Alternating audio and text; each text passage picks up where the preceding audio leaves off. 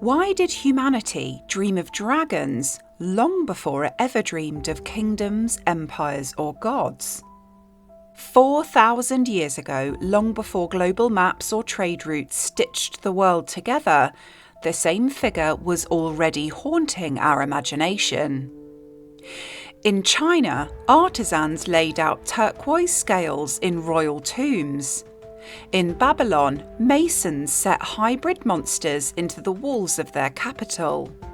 In India, sculptors carved multi-headed serpents rising from sacred rivers. And even across the ocean, the Maya and Aztec raised feathered serpents above their pyramids. None of these cultures had ever spoken to each other. Oceans separated them, deserts isolated them, and yet the same being coils through their art. Part serpent, part storm, part God. Historians call them myths. Skeptics say they're metaphors. But the question won't go away. Why does the dragon appear everywhere again and again, as if it were a memory humanity could not erase? And if it was only imagination, why does that imagination look so frighteningly consistent across the entire ancient world? This is the mystery of dragons in ancient art. If there is one image that defines humanity's obsession with dragons, it is Chen Rong's Nine-Dragon Scroll, painted in 1244 during China's Song dynasty. 9 dragons coil through clouds, mist and whirlpools, their claws tearing the air, their eyes blazing with supernatural fury. Each dragon carries the essence of rain, wind and thunder, forces that determine life or death for entire regions.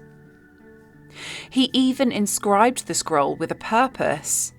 These dragons could summon rainfall for a parched land. Yet the scroll is just one piece of a larger global puzzle. So if the dragons were painted, carved and worshipped across continents long before any culture could have communicated with another, what does that say about humanity's connection to this creature? Long before Chen Rong's ink storms, the dragon had already claimed its place in the heart of Chinese civilization. Over 3,700 years ago, artisans of the Erlitou culture laid thousands of turquoise pieces into a serpentine form, creating what is now the Erlitou turquoise dragon. Found in a royal tomb, this dragon was a guardian, a symbol of divine authority, and a bridge between the mortal world and powers beyond comprehension. Centuries later, the Shang dynasty elevated dragon imagery even further. Jade Dragon transformed the serpentine form into ritual power. Their horns, claws and dorsal fins were not artistic flourishes. They were symbols of cosmic authority, meant to guard temples, tombs, and the delicate balance between humanity and the unknown. These carvings were carried into ceremonial rites, their presence both protective and commanding. Across the sea from China, dragons took on a new role, guardians of temples and the spiritual realm.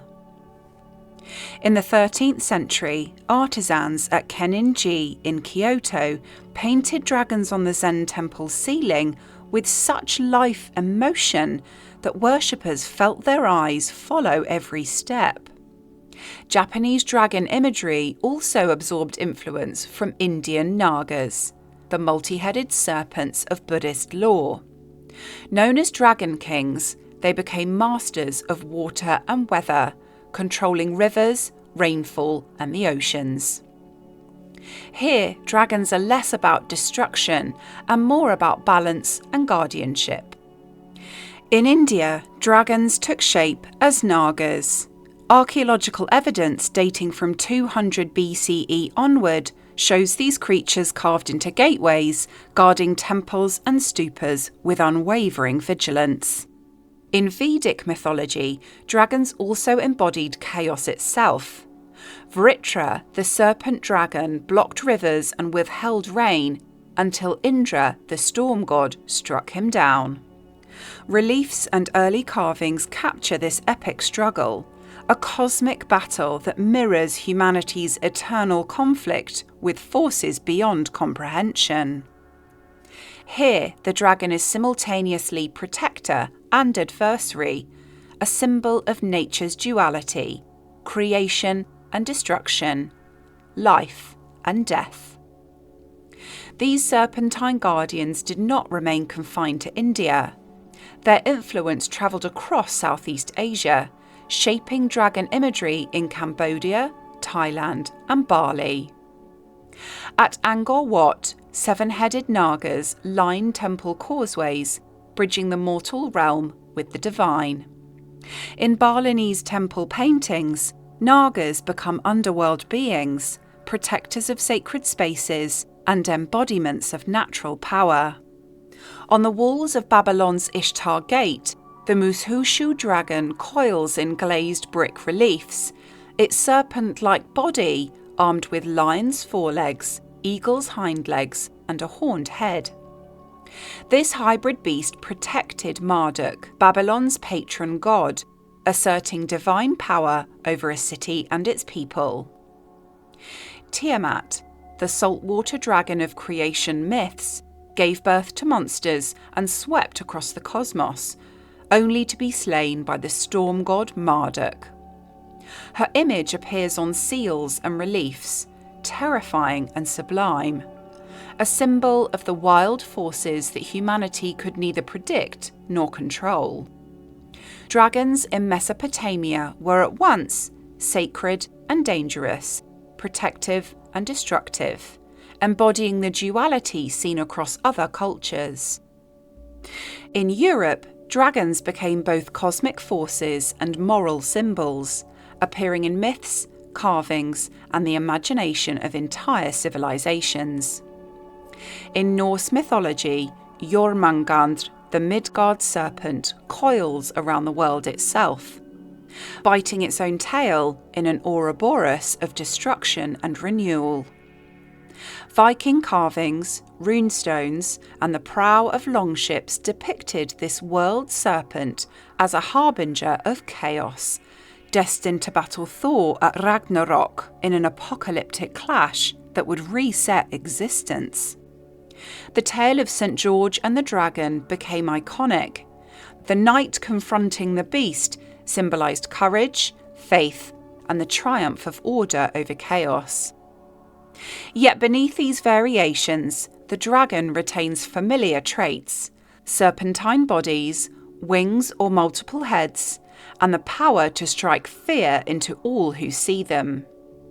Across Europe, from the frozen north to Christian cathedrals, dragons were omnipresent, guardians of treasure, symbols of chaos, and forces that demanded respect.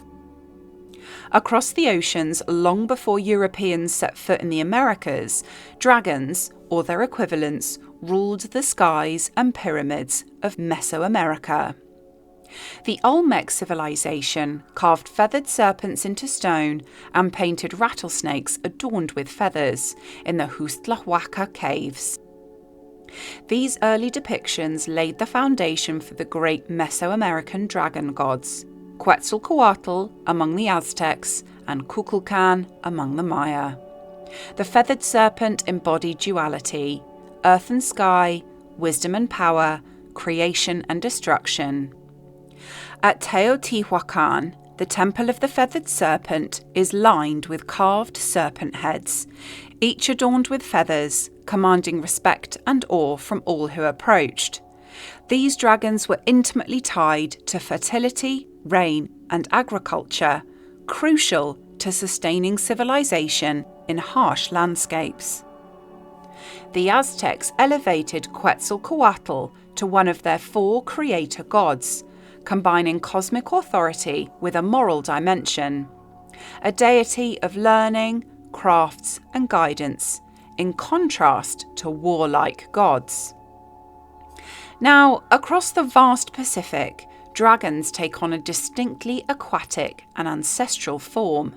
In Maori tradition, taniwha inhabit rivers, lakes, and coastal waters, appearing as giant lizards, sharks, whales, or even floating logs.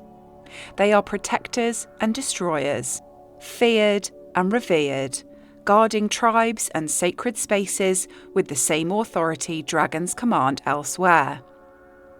Carvings on meeting houses and canoes, such as the Te Motunui Epa panels, preserve serpentine marikihau and other taniwha forms for centuries, a tangible link between humans and these powerful creatures.